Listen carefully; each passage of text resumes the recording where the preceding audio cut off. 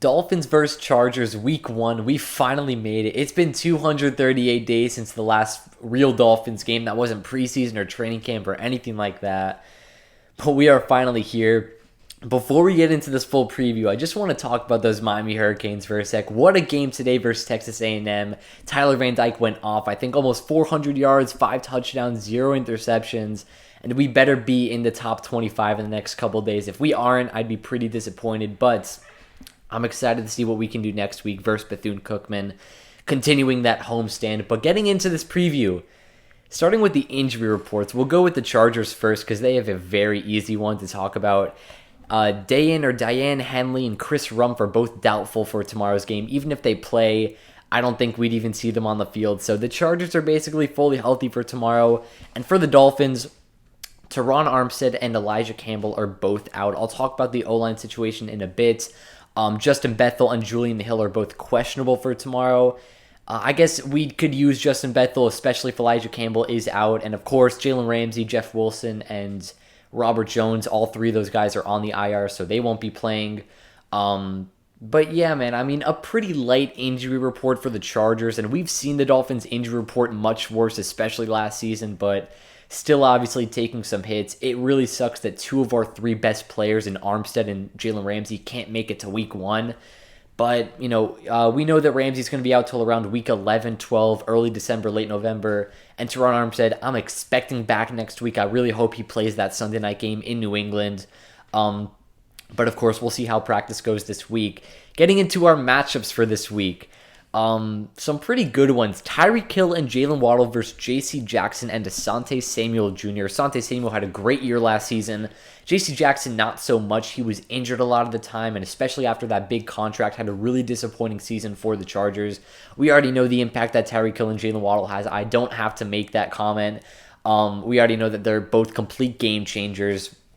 And I talked about this in the AFC West video. We'll see how J.C. Jackson bounces back from that disappointing year last season. Asante Samuel, I'm expecting big things out of him, so I won't be surprised if he has a really good game. And the Chargers defense, man, I mean, last year when we played them, we lost that game 23-17, so this is a rematch, Tua versus Herbert, part 3 in their careers. I mean, their defense was really the first one that actually stopped the Dolphins. I mean, the Niners did a better job, but we still put up we still put up points on them, and we made it close for the Chargers also, but we really did not have an effective offense. I think Tua started the game 3 of 14, and I mean, that middle of the field, they just completely shut it down. The Dolphins couldn't really get anything going, and their defensive coordinator at the time, Ronaldo Hill, he left. He didn't get fired. He's not the defensive coordinator there anymore. I don't know who it is, but he left. And he came to coach with Vic Fangio, not to be our defensive coordinator or a higher role or anything like that. He came just to be an assistant defensive coach. He left his defensive coordinator job with the Chargers and came to be an assistant with Vic Fangio. So that's the type of effect that hiring Vic Fangio makes. I'm going to talk about that defense in a bit. But on the other side of the matchups, Keenan Allen versus Mike Williams versus Xavier Howard and Cater Kohu / Eli Apple. But it should be Cater Kohu on him. Yikes, man. The cornerback room was really thin last year, and then, we make the trade for Ramsey, and everyone's talking about the cornerback room being the best in the NFL, and boom, Ramsey goes down, and we're back to stage 1, where Cater Kohu is our cornerback 2, and, Dolphins fans obviously talk way higher on him than other NFL fan bases do, because they don't see him play every single week, and every day if you're a media member for the practice, but Cater Kohu is a stud. He was the best cornerback that we had last year. It was definitely not Xavier Howard, although he made the Pro Bowl for some reason. Kohu was a beast last year. I'm expecting another step this year. He's wearing number 4, so I'm excited to see him wearing that one. And we already know the type of impact that Keenan Allen and Mike Williams both make to the game. Now they have Quentin Johnson, who can easily stretch the field, a fast corner who we really don't have. So we'll see what they do with that matchup, as well as Joshua Palmer, who is an underrated receiver, in my opinion. We'll see the matchup with Gerald Everett. Another matchup I threw out there was Austin Eckler versus, I don't really know which linebacker they're going to be putting on him, because when we faced the Niners, Duke Riley was put on Christian McCaffrey, and that CMC went off that game. So maybe it's David Long, but he's not that great in coverage. Maybe it's Duke Riley. Jerome Baker's obviously still in that linebacker room. And also, Cameron Good was elevated for the game tomorrow, so that's another linebacker in that room. Channing Tindall maybe getting some playing time tomorrow, though they'll probably be keeping him as a spy for more mobile quarterbacks. As we know, Herbert can use his legs, but he doesn't do it that often. But yeah, man, those matchups are going to be fun ones to watch. It's making this game probably the game of the week to me. Next up, the 5 things that the Dolphins need to do to win this game. This is my favorite part of every video, basically. I'm going to be starting out with the first couple keys are with the defense. Number 1, don't let the Chargers offense get cooking. If they get into a groove, they really cannot be stopped. That's what happened last year on Sunday Night Football. The first couple drives were slow for both teams, and the whole game was slow for the Dolphins. But for the Chargers, when they picked it up, they really picked it up, and we could not stop them. I mean, they just kept going. At some points, they ran the same play 3-4 plays in a row, and the Dolphins just couldn't stop it. And as soon as they made that adjustment, they switched the play, and they put it on the other side of the field, or they stretched it vertically instead of the short dump-offs. And that was just something that Josh Boyer could not handle last year. That's why the defense sucked. This was the game, Sunday Night Football last year, Week 14. It was 3rd and 18 for the Chargers, and we put everyone on the goal line. I mean, I was screaming at home. Like, I had no clue what Josh Boyer was cooking up. And then, they end up getting 16 out of the 17 yards, and then they go for it on 4th and 1, and Austin Eckler runs it up the middle. It's a touchdown. So I know that the defense is going to be different with Vic Fangio this year, but I'm just hoping that they don't let the Chargers offense get into their groove, because especially with the new offensive coordinator and Kellen Moore, they really won't be able to get stopped if they get cooking. Number 2, pressure Herbert with the front 4. One thing that Josh Boyer always did last year was bring the blitz. He would always love to blitz. Way too much, though. Bringing the blitz is fun. I mean, it's fun for fan bases to see the blitz coming, especially when you can get to the quarterback and bring him down. But he did it way too much. I mean, it works some games, like that Ravens game Thursday Night Football. That's the way that we stopped Lamar Jackson. But teams ended up figuring out, and it was way too hard to watch. But with the front 4, you have Jalen Phillips and Bradley Chubb on the sides, and then Christian Wilkins and Zach Sealer up the middle. Those 4 guys, even Phillips and Chubb on the edge, those 2 guys should be getting to the quarterback almost every time. Now, I'm not expecting a sack every play, obviously, but Jalen Phillips should be taking a jump. I think Chubb is going to have another stellar year in Vic Fangio's system. But I don't want to have to bring the blitz, especially with the receivers that I already talked about.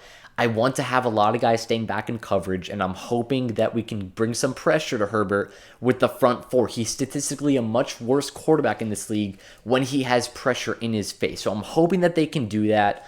It would really change the game a lot. Even if they have to bring a 5th guy, I don't know who it would be. Maybe potentially David Long or something, or Jerome Baker as a linebacker blitz. I don't want to have to bring 5. If we can bring 4, that'd be the perfect scenario. Number 3, moving on to the offense, give Tua time. Now, the offensive line for this game, start going from left to right. It's going to be Kendall Lamb. I think it's going to be Isaiah Wynn over Liam Eichenberg. I'd be really disappointed if Liam Eichenberg gets the start at left guard. I think it'll be Isaiah Wynn, though. Connor Williams, Robert Hunt, and then Austin Jackson. Now, that offensive line scares me a lot. So, if we can give Tua time, though, this offense cooks. Just like Herbert, Tua obviously. I mean, just like any other quarterback in the NFL, Tua plays better when he has time in the pocket. And I really hope that they're able to make that adjustment. They have a new offensive line coach in Butch Berry, and it doesn't, make me happy that the team he was on before, the Broncos, that the Broncos offensive line was basically cheering when he got fired. So, I'm not too happy about that, but whatever. We'll see how the offensive line plays. Armstead should be back next week, so if Kendall Lamb struggles, it shouldn't be as concerning as if Connor Williams or Austin Jackson struggles, but we'll see what happens with that. Number 4, run the ball efficiently. When the Dolphins ran the ball last year, they ran it really well. There would be times where the Dolphins ran the ball too much, but also times where they didn't run it enough. On 3rd and 1, 3rd and inches, 3rd and 2, even 3rd and 3, Mike McDaniel would pass the ball. And it'd be, sometimes we pick it up, and of course it's a pass-first league, and of course we have Tyreek Hill and Jalen Waddle. But at the end of the day, you got to run the ball at times. And Mike McDaniel knows that, and he's a run-first coach, so it surprised a lot of people that he would be passing the ball in scenarios that basically any other coach in the NFL would run it. But I think that those are rookie head coach moves, and I think this year, as a sophomore head coach, he's going to be able to make those adjustments. I really hope that we run the ball. When we did it last year versus the Chargers on Sunday night, we ran the ball pretty well. That was with Jeff Wilson, of course, so we'll see what happens now with Salvon Ahmed and Devon A. Chain as the backups, but we'll see. Number 5, the last one, limit the mistakes. Now, obviously, you want to play a smart game. You want to play with purpose. But when I say limit mistakes, I'm talking about the penalties, the holding calls, the false starts, the time management also is another one on here. The delay of game calls basically cost us the playoff game in Buffalo last year. I don't want it to cost us the season opener in Los Angeles. Also, the snaps. Connor Williams scared a lot of us in preseason, man. I mean, multiple over the snaps over the head of Tua and Skyler and even Mike White. We got to pick it up. It's the regular season now. No more time to play games. So I really hope that they can, fix that before the season starts, which is obviously in literally like 16 hours. So we'll see what happens with that. I really hope that there's no stupid plays like that, though. Time for some notes, and then we'll get to the prediction.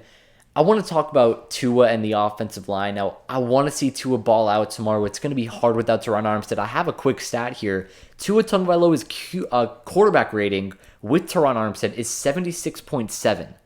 Now, that's, it's not great, but it's nothing terrible. Without Teron Armstead, his quarterback rating is 12.9.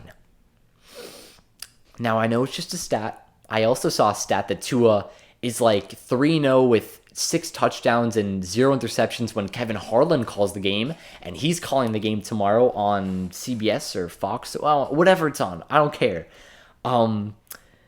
It's just a stat, but obviously we know the impact Teron Armstead has. I've seen a lot of people that want to move on from him, but I'd take 8 games of Teron Armstead over Greg Little or over Jesse Davis or Austin Jackson. But still, man, I'm hoping he can stay healthy. I'm hoping that this is like the least of his concerns. At least that we're resting him for this game, and we don't have to risk the injury for over the next 16 games this season. But the last thing I'm going to talk about before the prediction is my comfortability level. I'm more comfortable with the defense right now more than the offense. And that was the complete opposite last year. I mean, we were always more comfortable with the offense. The offense would always be reliable and putting up points. The defense is where the struggles were. I mean, we would win games against the Lions and Bears where we would put up 40 points, but we would only win by a possession or a couple points. And that would, scare a lot of us. But a win's a win at the end of the day. But I know that we have injuries on the defense with especially Jalen Ramsey, and we know Nick Needham and Keon Cross and Justin Bethel, but Vic Fangio is making me realize that just because he's our defensive coordinator, this defense may be top 15 or top 10. I think it'll be top 10 this season, and we won't even have Ramsey until the second half of the year. But the offense, I don't know, man. In training camp, at least the training camps that I went to, the offense didn't look great. I know that we still have so many playmakers on that team, but no Jeff Wilson, no Teron Armstead in week 1, and I'm kind of nervous. I think that the offense and the defense will end up both doing their thing, but I'm scared, man. I'm really scared for this game tomorrow. For my prediction, though, I end up having faith in my team. I think coming out of the gate, the Dolphins will be prepared for this game. I'm taking us to win 38-28. I think it'll be a high-scoring game. I'm not sure what the over-under is, but whatever it is, I think it's going to be high-scoring. I think both touchdowns will come both ways. It'll be tight throughout the entire game. And yeah, man, it's exactly 12 a.m. right now, so it's September 10th. It's officially game day. I'm so hyped, man. I've been waiting for this game for literally hundreds of days, and we are finally here. We made it. I'll be back with the preview tomorrow, with the recap of week 1 tomorrow night. I'm hoping I'm here with a smile on my face, and no injured players, nothing like that. Either way, we'll see what happens. Have a great day. Hope you guys enjoyed. Peace.